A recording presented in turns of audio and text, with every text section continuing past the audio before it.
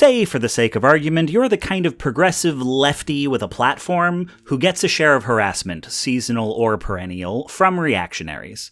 In this situation, you will inevitably hear one who positions themselves as a reasonable moderate ask, "Why don't you respond to criticism?"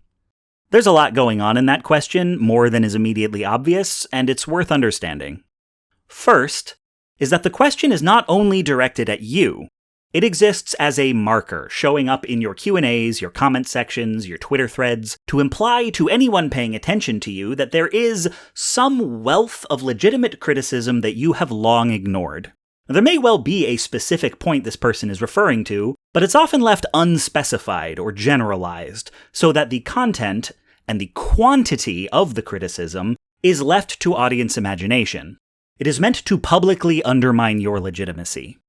Second, it's meant to make you question whether there is some legitimate criticism out there in the din of people screaming at you. You're not perfect, and a knock-on effect of being harassed is you get numbed out, unable to discern good faith from bad, often removing yourself from the very streams through which your peers used to correct you because of the endless flow of garbage coming through those channels now.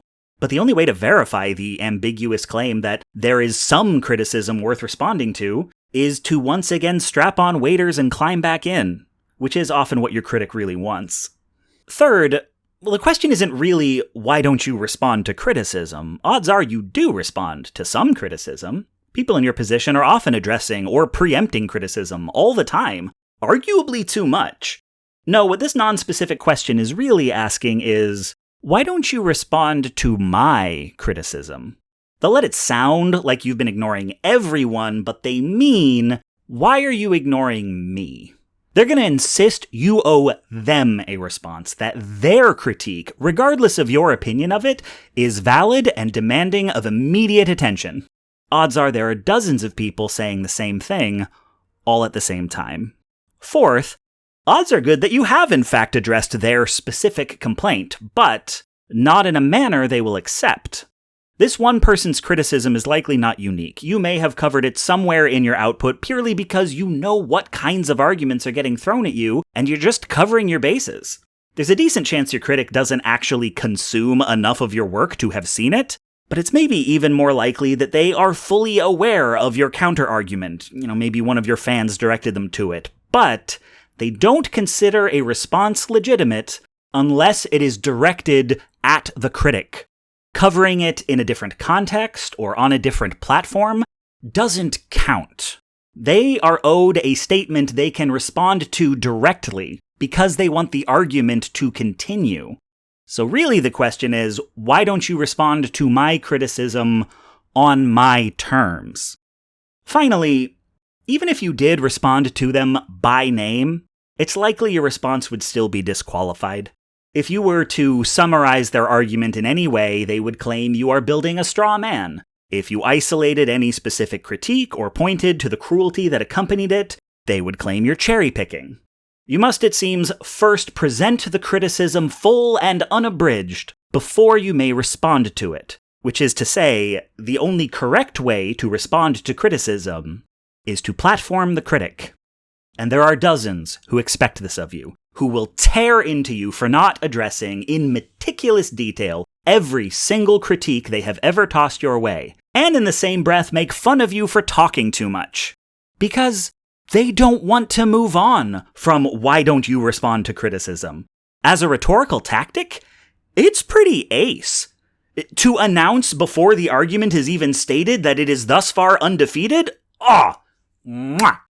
Because any response you make is going to keep the focus on you and not their argument. It's not worth responding to? Well, why should the accused get to decide what is and isn't worth responding to? I have responded repeatedly, well, why didn't you respond in this particular way? None of this looks at whether the criticism had any credibility to begin with, only at whether your response is following procedure. So now, there are criticisms that have been leveled against me that I have never engaged with. Say, for instance, that you shouldn't listen to me because I'm just 4 eels in a trench coat. How would I respond to that? What could I say that isn't exactly what 4 eels in a trench coat would say? I mean, I'm not wearing a trench coat. but obviously the first thing 4 eels would do when people start to catch on is switch to hoodies. I could show you my birth certificate that proves I was born of a human woman at a birth weight that 4 eels would not add up to, but did that work for Obama? Or did the guy who said the birth certificate was fake get elected president? And obviously, all of my exhaustively researched and carefully argued points about how fascism has evolved on the social internet are suspect if I can't even prove I'm human. We stayed at war with Iraq for 7 years after the government announced that the weapons of mass destruction we were looking for never existed, and there are people to this day who still believe we found them? So what hope do I, a mammal who would make mediocre sushi, stand in the face of that?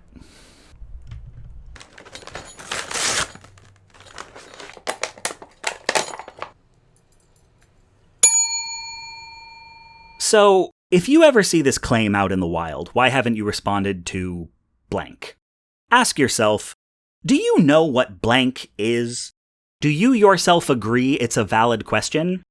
And are you sure it hasn't already been answered? And don't repeat the question unless you've got 3 yeses. I'm sorry, Miss Jackson. Ooh, I am for you. Never meant to make you start to cry. I am sad, professional. I'm sorry, Miss Jackson.